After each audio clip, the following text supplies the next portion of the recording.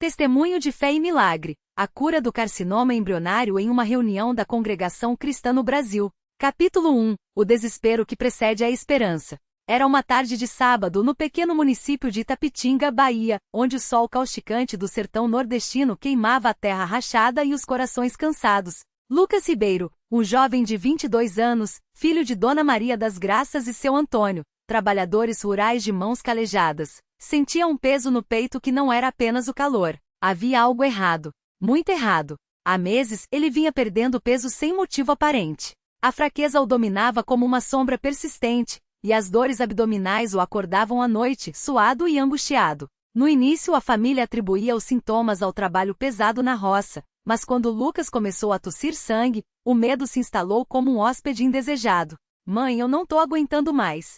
Parece que tem alguma coisa me comendo por dentro. Lucas confessou, segurredo nas mãos da mãe enquanto ela preparava o café da manhã, o cheiro de pão caseiro misturado ao desespero. Dona Maria, mulher de fé inabalável, mas também pragmática, não perdeu tempo. No dia seguinte, com as economias que guardava há anos para uma emergência, ela e seu Antônio levaram o filho ao Hospital Regional de Vitória da Conquista, a 2 horas de viagem em um ônibus lotado. Os exames foram rápidos, mas as palavras do médico ecoaram como um tiro. Carcinoma embrionário. Câncer agressivo. Metástase já em estágio avançado. Lucas ouviu as palavras, mas não as absorveu. Era como se estivessem falando de outra pessoa. Seu Antônio, homem de poucas palavras, segurou o chapéu entre os dedos e olhou para o chão, enquanto Dona Maria, com lágrimas escorrendo, sussurrou: Meu Deus! Meu Deus! O que a gente vai fazer? O médico, com voz fria e técnica, explicou as opções: quimioterapia agressiva, cirurgias, chances remotas de sobrevivência. Com a rapidez que esse tipo de câncer avança, se não começar o tratamento já em meses, ele não terminou a frase, mas não precisava. Na volta para casa, o silêncio no ônibus era cortante. Lucas olhava pela janela, vendo a paisagem passar como um filme em câmera lenta. Será que Deus esqueceu de mim? Pensava. Ele sempre havia sido um jovem dedicado à Congregação Cristã no Brasil, CCB, frequentando as reuniões desde criança, cantando hinos com a voz trêmula, mas sincera. Onde estava a promessa de que pelas suas pisaduras fomos sarados? Isaías 53, 5. Capítulo 2. A fé que resiste à tempestade. Chegando em casa, a notícia se espalhou como fogo em palha seca. Irmão João, o ancião da congregação local, foi um dos primeiros a visitar a família. Homem de barba branca e olhos serenos, ele entrou na sala humilde, onde o cheiro de erva doce e velas de cera preenchia o ar. Irmão Antônio, irmã Maria, o Senhor conhece o nosso caminho. Ele não nos desampara, disse, colocando a mão no ombro de Lucas, que estava deitado no sofá pálido e frágil. Dona Maria, enxugando as lágrimas com o avental, perguntou com voz quebrada: Mas, irmão João, o que a gente faz? Os médicos falam que é muito grave. O ancião suspirou, olhando para o crucifixo na parede. A medicina faz a parte dela, mas a cura verdadeira vem do alto. Lembra do irmão Pedro, que teve aquele tumor no pulmão? Os médicos disseram que não tinha jeito, mas na última reunião de oração, ele se levantou e disse que não sentia mais dor. Os exames depois confirmaram: sumiu. Deus ainda opera milagres, minha irmã. Lucas, que até então estava calado, olhou para o ancião com um brilho fraco de esperança nos olhos. Irmão João, o senhor acha que Deus pode me curar? Não acho, meu filho. Tenho certeza. Mas você precisa crer. Não é só vir à reunião e pedir. É entregar tudo nas mãos dele, mesmo quando a dor aperta. Naquela noite, enquanto a família se ajoelhava para a oração, Lucas chorou como nunca. Não eram lágrimas de medo, mas de rendição. Senhor, se for da tua vontade, me cura. Mas se não for, dá-me força para suportar. Não deixe minha mãe sofrer muito. Capítulo 3. O dia da reunião que mudaria tudo. Quarta-feira, dia de reunião na CCB. Apesar da fraqueza, Lucas insistiu em ir. Dona Maria o ajudou a se vestir com a camisa branca impecável, símbolo da pureza que a congregação prezava. O trajeto até o salão de reuniões, uma construção simples de tijolos aparentes com bancos de madeira enfileirados, foi lento. Cada passo doía, mas Lucas se apoiava no braço do pai, determinado. Dentro do salão, o cheiro de madeira envernizada e Bíblia nova misturava-se ao som dos hinos cantados em uníssono. As irmãs, de vestidos longos e cabelos presos, cantavam com voz doce, enquanto os irmãos, de ternos sóbrios, acompanhavam com gravidade. Lucas sentou-se no banco da frente, perto do púlpito, onde o irmão Elias, o ministro responsável, conduzia a reunião. O tema da noite era A Fé que Vence o Mundo, 1 João 5:04. Enquanto o irmão Elias lia o texto, Lucas sentiu uma onda de calor percorrer seu corpo, como se algo o envolvesse. Ele fechou os olhos e ouviu. Muitos aqui estão passando por provas difíceis. Doenças, dívidas, família desunida. Mas Deus não nos deixou órfãos. Ele prometeu, clama a mim e responder-te-ei. Jeremias 33:3. Hoje, alguém aqui vai receber uma resposta. De repente, como se movido por uma força invisível, Lucas levantou-se. Não foi uma decisão consciente, foi como se algo dentro dele o impulsionasse. Todos os olhos se voltaram para o jovem pálido que tremia, mas estava firme. Irmão ministro, eu tenho um câncer. Os médicos disseram que é muito grave. Mas eu creio que Deus pode me curar hoje. Sua voz saía fraca, mas clara. O salão ficou em silêncio absoluto. Alguns irmãos começaram a chorar. O irmão Elias, com os olhos brilhando, desceu do púlpito e colocou as mãos sobre a cabeça de Lucas. Em nome de Jesus Cristo, eu ordeno que esta doença saia deste corpo. Que toda célula maligna seja destruída pelo poder do Espírito Santo. Que a cura seja completa agora mesmo para a glória de Deus. Os irmãos ao redor uniram as vozes em oração, repetindo, Amém, Amém. O ar ficou denso, como se o próprio céu estivesse se inclinando sobre aquele lugar simples. Lucas sentiu algo estalar dentro dele, não uma dor, mas uma libertação. Foi como se um peso de toneladas fosse tirado de seus ombros. De repente, ele caiu de joelhos, não por fraqueza, mas por adoração. Lágrimas escorriam sem controle, e ele só conseguia repetir, Glória a Deus, Glória a Deus. Capítulo 4. O milagre confirmado. Nos dias seguintes, Lucas acordou diferente. A dor abdominal havia desaparecido. O cansaço extremo, que o deixava prostrado, não existia mais. Ele começou a comer com apetite, a andar sem ajuda, a sorrir sem esforço. Dona Maria, ainda cautelosa, marcou uma nova consulta. O mesmo médico que havia dado o diagnóstico sombrio agora olhava para os exames com espanto. Isso não faz sentido. Os nódulos sumiram. As metástases não estão mais aqui. É como se o câncer simplesmente desaparecesse. Ele coçou a cabeça, incrédulo. Isso é medicamente inexplicável. Lucas, com um sorriso sereno, respondeu. Não é inexplicável, doutor. É um milagre. A notícia se espalhou pela cidade como um incêndio. Irmãos de congregações vizinhas vieram conhecer o jovem curado. Jornais locais quiseram fazer matérias, mas a família, humilde, preferiu dar glória a Deus em silêncio. Na próxima reunião da CCB, Lucas foi chamado para dar seu testemunho. De pé diante de centenas de irmãos, ele contou cada detalhe com voz firme. Eu poderia ter desistido, poderia ter me entregado ao medo, mas Deus me mostrou que mesmo quando tudo parece perdido, Ele está no controle. Não foi a medicina, não foram os homens. Foi a misericórdia dele que me deu uma segunda chance. Ao final, o irmão Elias fez um apelo. Quantos aqui precisam de um milagre? Quantos estão doentes, aflitos, sem esperança?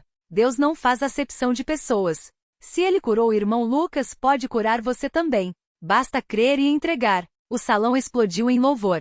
Muitas pessoas se levantaram chorando, pedindo oração. Aquela noite ficou marcada na história da congregação como um marco da fé viva. Capítulo 5. A vida depois do milagre. Os meses seguintes foram de restauro. Lucas, que antes mal conseguia trabalhar, agora ajudava o pai na roça com vigor renovado. Dona Maria, que havia envelhecido 10 anos com a preocupação, recuperou o brilho nos olhos. Filho, eu sempre soube que Deus ia te curar. Desde o dia em que você nasceu, eu orei por você. Ela dizia, enquanto preparava o almoço, o rádio ligado nos hinos da harpa cristã. Lucas também se aprofundou na palavra. Passou a participar mais ativamente das reuniões, ajudando a organizar cultos, visitando doentes e dando testemunhos em outras congregações. Sua história encorajava muitos que estavam em situação semelhante. Um dia, durante uma visita a um irmão enfermo em um hospital de Salvador, Lucas encontrou um jovem com o mesmo diagnóstico que ele teve. O rapaz Rafael estava desanimado, os olhos vazios. Eu não aguento mais, irmão. A quimioterapia me destrói, e os médicos não dão esperança. Lucas sentou-se ao lado da cama e contou sua história. Não com orgulho, mas com humildade e fé. Deus não mudou, irmão. Ele é o mesmo ontem, hoje e sempre. Se ele fez por mim, pode fazer por você. Mas você precisa confiar, mesmo quando não vê saída. Rafael, com lágrimas nos olhos, pediu. Ora por mim, irmão. E ali mesmo, no quarto de hospital, Lucas orou. Não com palavras bonitas, mas com o coração quebrantado. E algo mudou na expressão de Rafael. Uma centelha de esperança. Capítulo 6. Lições de uma cura milagrosa. Anos depois, Lucas, agora casado com a irmã Ana, uma jovem piedosa da congregação, e pai de um menino chamado Davi, refletia sobre tudo aquilo. Muitos perguntam, por que Deus cura uns e não outros? Eu não tenho todas as respostas, mas sei que Deus não é injusto. Às vezes, a cura não vem da forma que esperamos. Às vezes, a cura é a paz no meio da tempestade. O que importava não era só eu ser curado, mas Deus ser glorificado. Sua mãe, agora avó, sempre repetia: a fé não é só para os momentos bons. É para quando a noite é escura e não se vê saída. Foi ali, no meu desespero, que Deus me mostrou que Ele é suficiente. E assim, a história de Lucas se tornou um farol para muitos. Não porque ele era especial, mas porque Deus é fiel. E em cada reunião da CCB, quando os hinos são entoados e as Bíblias são abertas, há sempre alguém que lembra: o mesmo Deus que curou Lucas está aqui, e Ele ainda opera milagres. Fim. Mas a história continua em cada coração que crê. Notas finais. Este testemunho é baseado em relatos reais de curas na CCB, onde a fé e a oração são centrais. A Congregação Cristã no Brasil prega a simplicidade, a humildade e a dependência total de Deus, sem recorrer a espetáculos ou sensacionalismo. Milagres como este não são raros onde a fé genuína e entrega total ao Senhor. Tudo posso naquele que me fortalece. Filipenses 4:13. Que este testemunho fortaleça a sua fé. Deus abençoe você e sua família. Pessoa com as mãos postas faíscas. Testemunho CCB. A fé que venceu o impossível. A cura de Lucas e o poder da oração na Congregação Cristã no Brasil. Continuação. Uma história de fé, dor, milagre e a glória de Deus manifestada entre os humildes. O peso do silêncio e a noite mais longa. A sala de espera do hospital parecia um túmulo de esperanças. As paredes brancas, iluminadas pela luz fria dos fluorescentes, refletiam o cansaço nos rostos dos que ali estavam. Lucas, agora mais magro, com olheiras fundas e os lábios ressecados pelos remédios, tentava sorrir para a mãe, mas a dor no peito era tão intensa que até respirar doía. Ao seu lado, Dona Maria segurava com força a Bíblia desgastada, cujas páginas já estavam marcadas pelas lágrimas de tantas noites de oração. Mãe, e se Deus não quiser me curar? Lucas sussurrou, a voz quebrada pela angústia. Dona Maria fechou os olhos por um instante, sentindo o peso daquela pergunta como uma faca no coração. Ela não tinha respostas fáceis, nem palavras bonitas para disfarçar o medo. Mas tinha algo mais poderoso, a certeza de que Deus não os havia abandonado. Filho, não é questão de se Deus quer. Ele já provou que quer. Lembra do sangue de Jesus? Lembra das promessas? A cura já está feita. Só precisamos segurar a mão dele até ver o milagre. Ela abriu a Bíblia em Salmos 30:2 e leu em voz baixa: Ó Senhor, meu Deus, a ti clamei por socorro, e tu me saraste. Lucas fechou os olhos e uma lágrima escorreu. Não era uma lágrima de desespero, mas de entrega. Ele não entendia como, nem quando, mas algo dentro dele dizia: confia. A reunião que mudou tudo, quando o céu desceu à terra. Era uma quarta-feira à noite, como tantíssimas outras na Congregação Cristã no Brasil. O salão simples, sem adornos, estava cheio de irmãos e irmãs que, como sempre, haviam deixado suas preocupações do lado de fora para buscar a presença de Deus. As cadeiras de madeira rangiam levemente enquanto os fiéis se acomodavam. O aroma do café servido antes da reunião ainda pairava no ar, misturado ao cheiro das páginas das Bíblias abertas. Lucas chegou apoiado no irmão mais velho Pedro, que o ajudava a caminhar. Ele mal conseguia se sentar sem sentir uma pontada aguda no abdômen. Os médicos haviam dito que o tumor havia crescido, e que as chances de sobrevivência eram mínimas. Mas ali, naquele lugar sagrado, entre irmãos que oravam com fé simples e sincera, Lucas sentia uma paz que nenhum analgésico poderia dar. O irmão que presidia a reunião, um homem de cabelos grisalhos e voz serena, abriu a Bíblia e leu Tiago 5:14-15. Está alguém entre vós doente? Chame os presbíteros da igreja, e orem sobre ele, ungindo-o com azeite em nome do Senhor. E a oração da fé salvará o doente e o Senhor o levantará. Não houve dramatização, nem gritos, nem espetáculo. Apenas uma fé quietinha, mas inquebrantável. Os irmãos mais velhos se aproximaram de Lucas, impuseram as mãos sobre sua cabeça e começaram a orar. Não eram palavras ensaiadas, mas clamores que vinham da alma. Pai Celestial, tu que saraste os enfermos nos dias de Jesus, que ressuscitaste Lázaro, que abristes os olhos do cego, olha para este jovem. Ele é teu, Senhor. Tocai-o com teu poder. Não olhamos para as circunstâncias, mas para ti que és o Deus dos impossíveis. Em nome de Jesus, ordenamos que esta doença saia do corpo de Lucas, como um raio de luz que destrói as trevas. Amém. Lucas sentiu algo estranho. Não foi um calor, nem um arrepio, mas uma certeza. Como se uma voz sussurrasse em seu espírito: filho, levanta-te. E então, sem entender como, ele se levantou. Primeiro endireitou as costas, algo que não fazia há semanas sem sentir dor. Depois, deu um passo e outro, e outro. Os irmãos ao redor começaram a chorar. Alguns se ajoelharam. Outros simplesmente ficaram em silêncio, porque não havia palavras para aquilo. Glória a Deus! Alguém murmurou. Lucas olhou para suas mãos, que antes tremiam de fraqueza, e agora estavam firmes. Respirou fundo, e não sentiu mais a pontada no peito. Olhou para Pedro, que o segurava há minutos, e viu nos olhos do irmão a mesma incredulidade que sentia. Irmãos, eu estou curado. Sua voz não tremia mais. O milagre confirmado, médicos atonitos e uma família em êxtase. Na manhã seguinte, Lucas e sua família voltaram ao hospital para os exames de rotina. O oncologista, um homem cético que já havia visto muitos casos de câncer em estágio avançado, entrou na sala com o laudo nas mãos. Seu rosto estava pálido. Isso não faz sentido. Ele balbuciou, olhando para as imagens. Os tumores desapareceram. Não há mais sinais do carcinoma embrionário. É como se nunca tivessem existido. Dona Maria não conseguiu segurar as lágrimas. Ela abraçou Lucas com força, enquanto o médico, ainda atordoado, repetia: eu não tenho explicação médica para isso. Isso é um milagre. Lucas sorriu. Ele sabia que era um milagre. E melhor ainda, ele sabia quem havia operado aquele milagre. O impacto na congregação, quando a fé se torna contagiosa. A notícia da cura de Lucas se espalhou pela congregação como fogo em palha seca. Na reunião seguinte, o salão estava lotado. Muitos vinham por curiosidade, outros por necessidade própria, mas todos saíram tocados pela mesma verdade: Deus ainda opera milagres.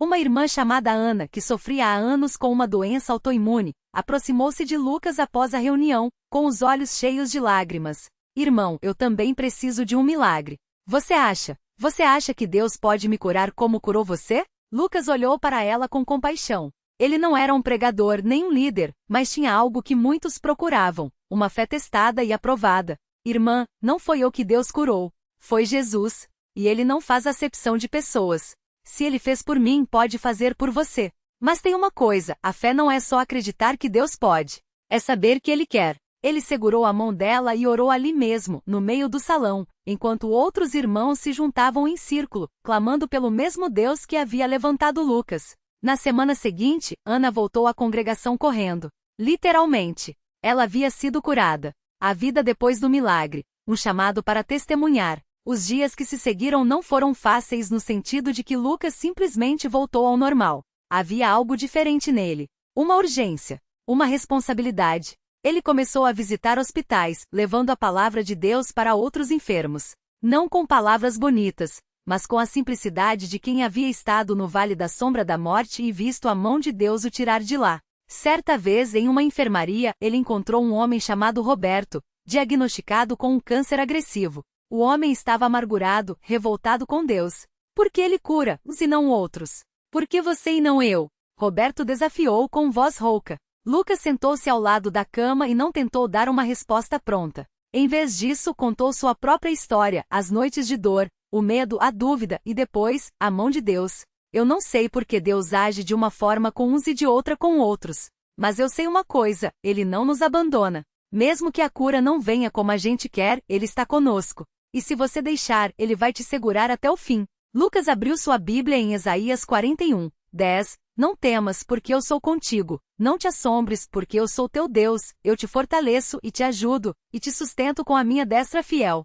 Roberto não se converteu ali, não houve um milagre instantâneo. Mas algo mudou em seu coração. Ele permitiu que Lucas orasse por ele. E semanas depois, quando Lucas voltou, Roberto estava sorrindo. Eu ainda tenho dor, mas agora tenho paz. Ele disse. E isso já é um milagre. Os pequenos milagres do cotidiano, quando Deus age nas coisas simples. A vida na congregação cristã no Brasil não é feita só de curas espetaculares.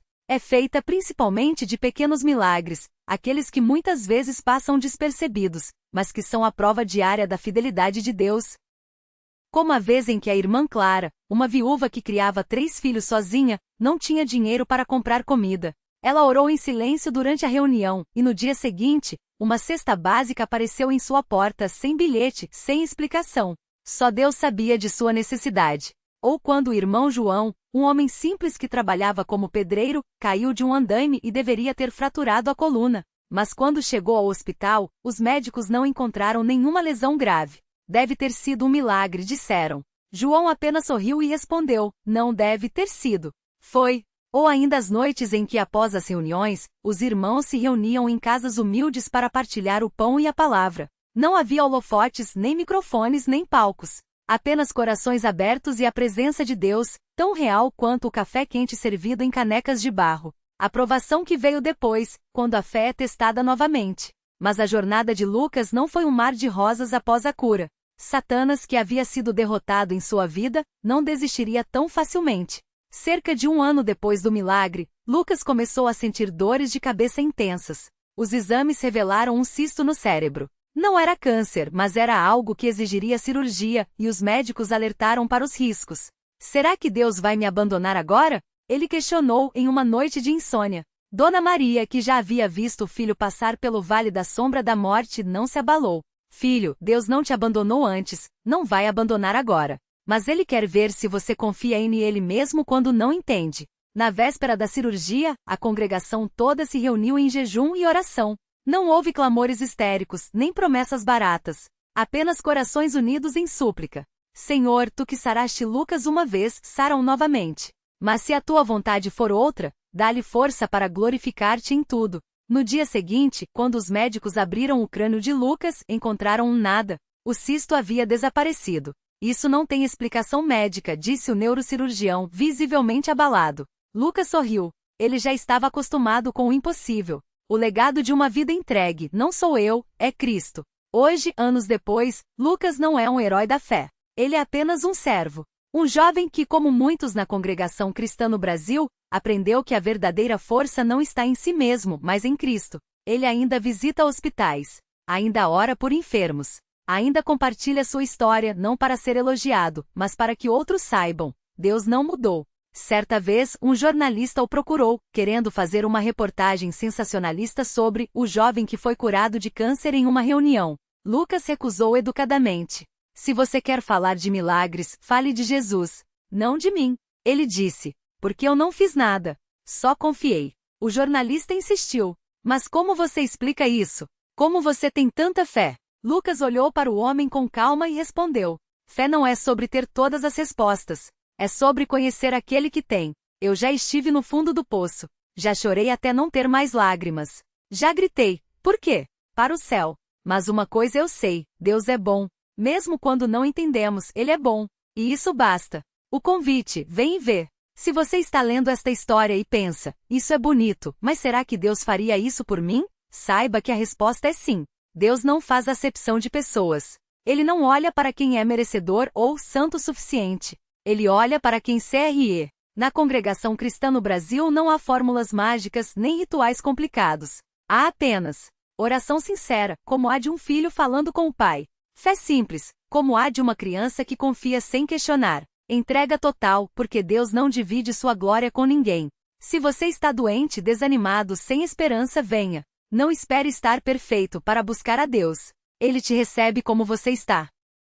Como Lucas costuma dizer, Deus não nos pede para entender, Ele nos pede para confiar. E quando a gente confia, meu irmão, aí a gente vê o céu se abrir. Epílogo, a história continua em você. Este testemunho não é apenas sobre Lucas. É sobre você. Porque Deus não operou aquele milagre só para uma pessoa. Ele operou para que muitos crescem. Para que você soubesse que não importa quão escura seja a sua noite, Deus está lá. E se Ele curou um carcinoma embrionário em estágio avançado, se Ele fez um cisto desaparecer sem cirurgia, se Ele tem sustentado irmãos e irmãs na CCB por mais de um século, o que Ele não pode fazer por você? O mesmo Deus que curou Lucas está aqui. E Ele ainda opera milagres. Que este testemunho fortaleça a sua fé. Deus abençoe você e sua família. Pessoa com as mãos postas faíscas. Jesus Cristo é o mesmo ontem, hoje e eternamente. Hebreus 13:8.